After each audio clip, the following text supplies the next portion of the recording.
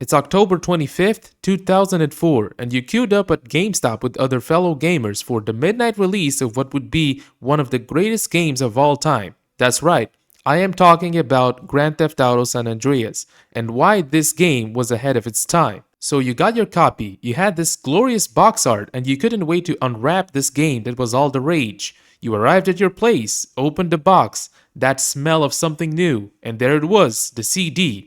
You put it on your PS2 with that glorious boot up sequence and you were in. Alright, I apologize for getting lost in the nostalgia, but I just had to. The first time you take control of our beloved protagonist, Carl Johnson, you were met with something new in the GTA series, a bicycle, specifically the BMX, and that wasn't the only model you could find, as the bike and mountain bike were also available in different locations. And as you got on the bike, you had train tracks right across the street, and you would later find out that also for the first time in the series, you were able to drive the trains. For the time, the amount of available vehicles was a record for the series, beating its predecessor GTA Vice City, which had around 100 vehicles. GTA San Andreas featured over double the amount with 212 unique drivable vehicles, being the first GTA game to have the full roster of bicycles, motorbikes, cars, trains, trucks, helicopters, planes, boats, a hovercraft, and even a jetpack. You would later find out that you also had schools to improve your handling with land, sea, and air vehicles, each giving you its own advantages. Like with cars, you'd get more responsive controls and it would change CJ's animations when reversing. He would look at the mirror instead of looking back and drive with one hand instead of both. Or for aircraft, you'd also get more responsive controls and earn a pilot's license, which unlocked airport access and planes in San Fierro. This area is restricted to pilots only. Pilots are looking younger these days. As for boats, you could make tighter turns and also get more responsiveness. When it came to cars, you didn't just have your usual pay and spray, but you had extensive customization and modifications, able to change your bumpers, tires, more color palettes, liveries, nitros, and hydraulics. Being able to completely transform most vehicles, turning some of the most boring cars into raging road beasts, as well as stand out among the NPCs. Fortunately, that was not the only thing you were able to customize. You had a fully fledged player customization system. You could technically create several different clothing combinations of tops, bottoms, and shoes with one another and make your own outfits. For the first time, you could change your haircut and beard and even dye your hair.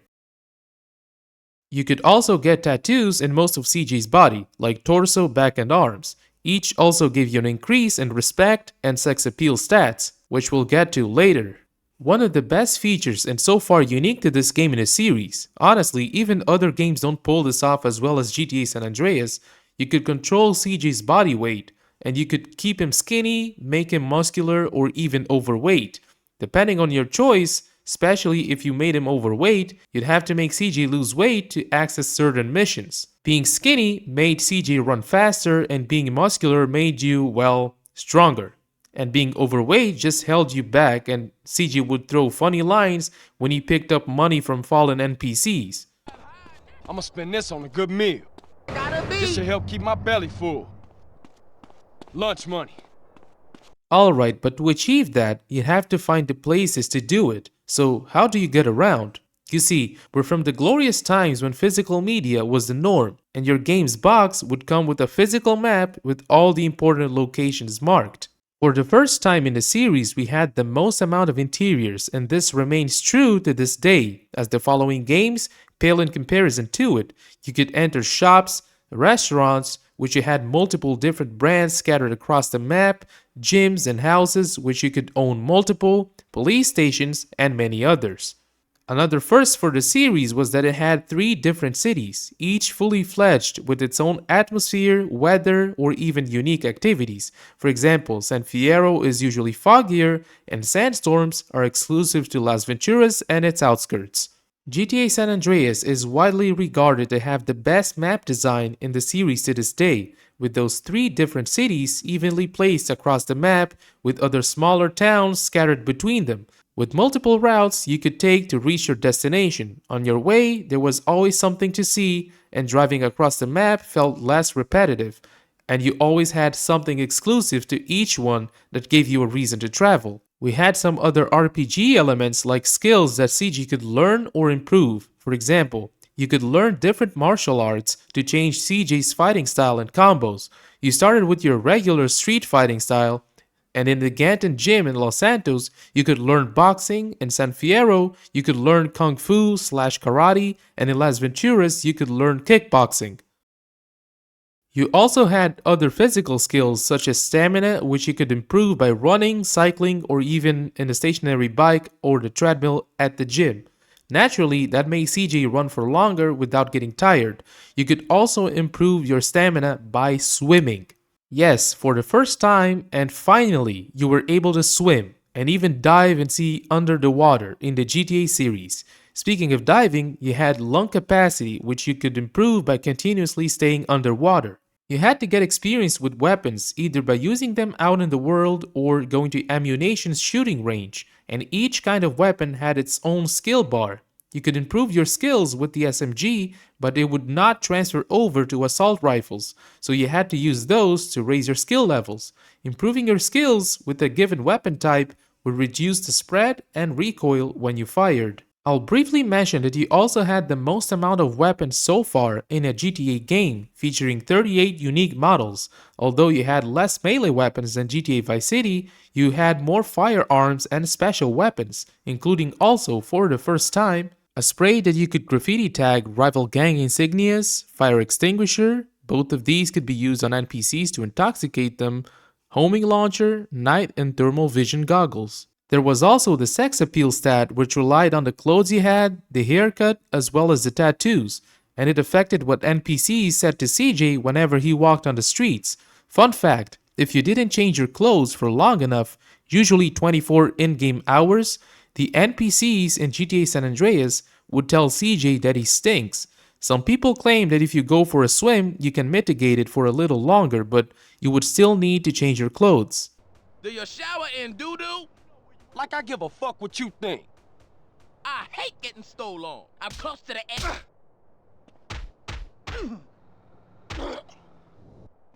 I'm sorry, them clothes not cute. Leave me the hell alone, bitch. You gon' bail in a wheelchair. Who is this buster ass? That's very kind of you. Great hair. Yeah, I got a nice haircut, man. Nice hair, lover boy. This cut? Aw, thanks. So yes, GTA San Andreas had a hidden hygiene stat, which isn't that crazy to think about given that some games of the time, like The Sims 2, also had it, just that having it on a GTA game was a first. Another stat that made a significant impact was respect, which could be increased by doing missions, tagging rival gang graffiti, and even things like tattoos would affect it. But why did that matter? Naturally, GTA San Andreas is very much centered around its gang member life, and one of the unique features to GTA San Andreas was gang wars, which allowed you to take territories from rival gang members as well as defend your own against rival gang attacks, which ties into another feature that was recruitment. You could have fellow gang members escort you, and the level of respect determined how many gang members you were able to recruit to help you in your attacks, defense, or just good old free mode mayhem.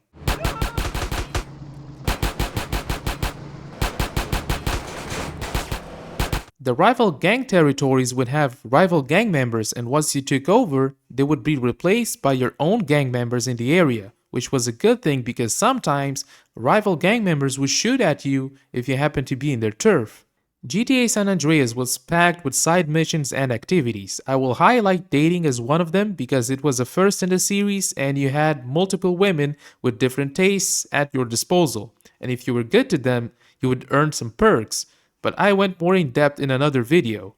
There were also many others such as burglary, taxi driving, vigilante, paramedic, firefighting, trucking, freight train driving, quarry missions, demolition derbies, racing, dirt bike racing, marathons, gamble at the casino, dance, lowrider dance competitions, play pool, basketball, and a few more.